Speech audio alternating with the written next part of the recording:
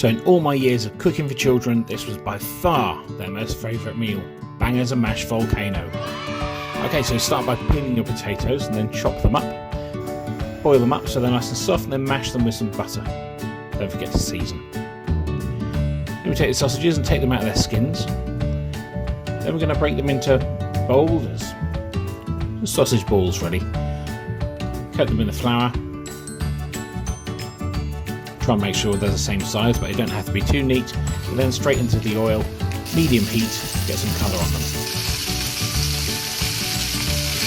Turn them over halfway. That'll take about 10 minutes.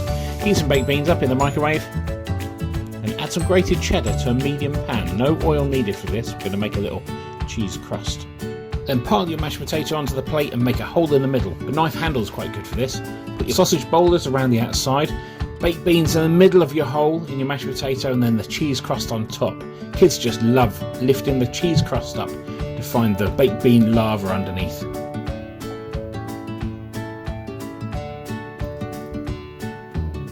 If you like this video, then don't forget to subscribe just here. I'm waiting. Just click it right there.